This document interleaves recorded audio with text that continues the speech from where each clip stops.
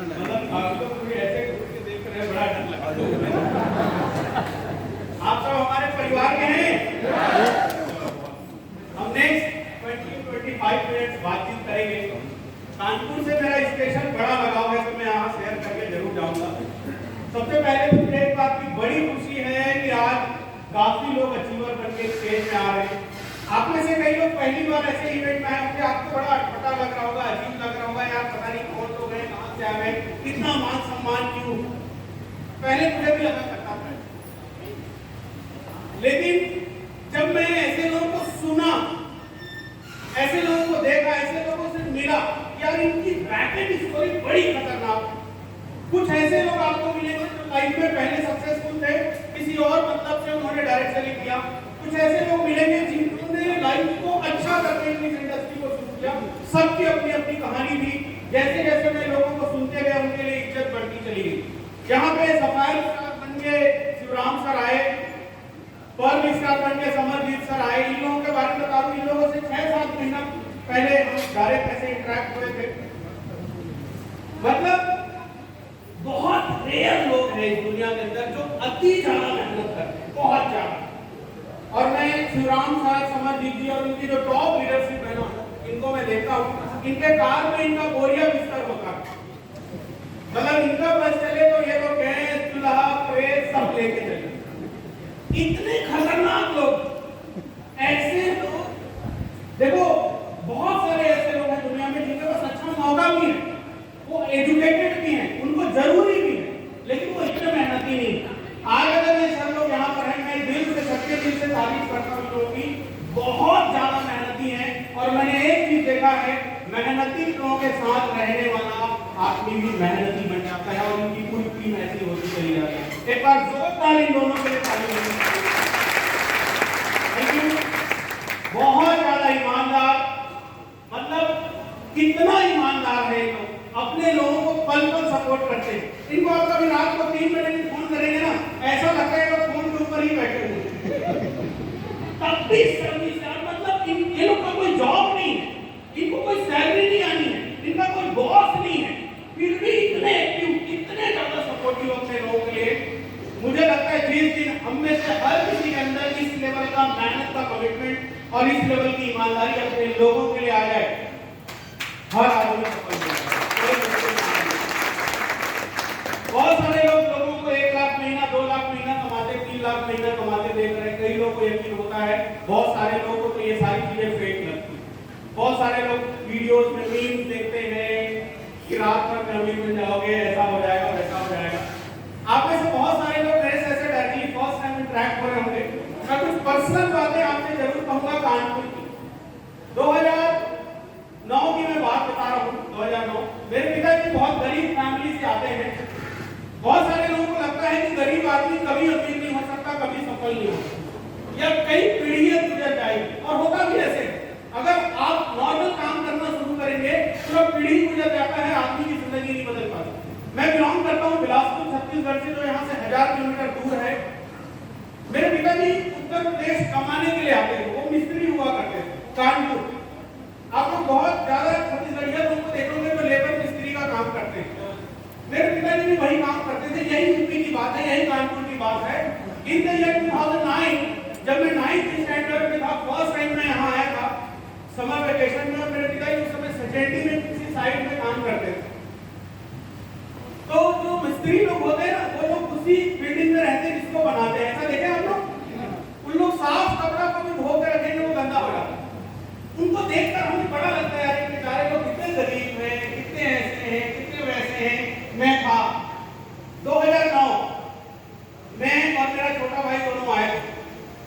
Building को बना रहे थे, तो उनको देख के लगता है कि हमारी कभी बिल्डिंग होगी कि नहीं होगी। समर वेकेशन से हम वापस गए, 2009 की बात है। तो उस समय पापा के पास कीपैड वाला फोन हुआ करता था और हमारे पड़ोसी के पास फोन होता था नोकिया। मुझे आज भी वो किस्सा याद है। मैं यहाँ पर सिर्फ एक बात आप सबको यकीन दिलाने के लिए आया हूँ, दुनिया का कोई भी काम आप उसको करके अपनी जिंदगी बदल सकते हैं, और मैंने वो किया है ऊपर वाले के आशीर्वाद। 2009 समर वेकेशन के बाद पड़ोसी के घर में पापा का फोन आया बुलाए और तुम्हारे पापा का फोन आया, तो कीपैड 1600 मॉडल ऐसा कुछ आता था। उन्होंने ऐसे तुलसी का चौका जानते हैं आपको, इधर क्या बोलते हैं पता नहीं, इसमें तुलसी जी को हम लगाते हैं ऐसे रोड पे घर के बाहर, उसको उन्होंने फोन रखा और भाई फोन से ऐसे पकड़ के बात करोगे तब ना अच्छा लगेगा। तो मैं फोन को पकड़ने की कोशिश किया तो वो भाभी जी उन्होंने बोला टच मत करना, ये खराब हो जाएगा। तो टच नहीं करता भाई, तुमको बोलता मालिक तो वो लोग थे ना। फिर 2010 में मैं वापस आया समर वेकेशन में, तब मेरे पिताजी लोग कोपरगंज में शिफ्ट हो गए। कोपरगंज सुना हमने, यहाँ पे घंटा घर के आसपास एक शहर है, वहाँ पिताजी लोग एक बिल्डिंग में रहते थे, एक केमिकल कंपनी के साथ कोई ऑनर की बिल्डिंग बन रही थी। तब मैं लाइट नहीं लेता था, आप में से कई सारे लोग होंगे जो चीजों को मजाक में लेते हैं, अच्छी चीज मैं भी लेता हूँ। मैं पापा और मम्मी को बोला पापा आप लोग इतना मेहनत करते हैं हम भी कर लेते हैं।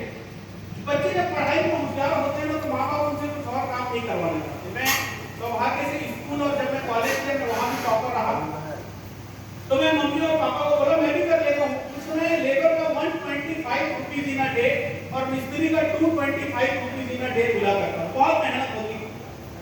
तो जैसे जैसे करके मैं और मेरे छोटे भाई ने अपने माँ बाप को मनाया, वो लोग मान गए, बहुत ही अच्छे लोग हैं, माँ बाप को कभी नहीं चाहते हैं ऐसा मेहनत करें। तो हमने भी लेबर का काम करना शुरू कर दिया। 2010 15 साल पहले 10th स्टैंडर्ड में था मैं, 15 साल मेरी उम्र थी। हमारी 2 बजे लंच होती थी और 2 से 3 हमारे पास लंच होता था। हम बच्चे थे ना तो थक जाते थे, लेबर का काम करोगे 15 साल को तो थकोगे नहीं थकोगे। तो हम लोग लंच ब्रेक में खाना खाते थे और लेट जाते थे। हमारी नींद 5 बजे खुलती थी, तो हमारा तो हाफ टाइम लग जाता था। मैं मम्मी को डांटता भी था, अरे आपने जगाया क्यों नहीं? लेकिन मम्मी लोग तो मम्मी होते हैं, ये सब ना वो लोग कभी नहीं चाहते थे हम काम करें। फिर भी हम सीरियस नहीं थे। घंटा घर में अच्छा लस्सी और भुजिया मिलता था, वो खाते तो मजा आ जाता। एक दिन की बात है, वो बिल्डिंग के ऑनर आए, वो डेली शाम को 6:15 बजे आते थे। हम 6:15 बजे हाथ पांव ऐसे धो रहे थे, क्लीन कर रहे थे, और वो बिल्डिंग के ऑनर आए और उनके हाथ में ब्लैक कलर का स्क्रीन टच फोन था। फर्स्ट टाइम मैंने देखा और मैंने उनसे पूछा कि भैया ये कौन सा फोन है? छोटे जो बच्चे कम उम्र के होते हैं उनको नहीं पता होता है कौन नौकर है, कौन मालिक है, आप गरीब के बच्चे हो या अमीर के बच्चे। तो मैंने उनसे पूछा भैया ये कौन सा फोन है? पहली बार मैंने देखा था टच वाला। और उन्होंने बोला बेटा ये तुम मत पूछो, ये तेरी औकात, तुम्हारी औकात के बाहर है, तुम जिंदगी भर में ये फोन नहीं खरीद पाओगे, ये 10,500 का एलजी का। आज मेरी कंपनी 70 करोड़ रुपया की है।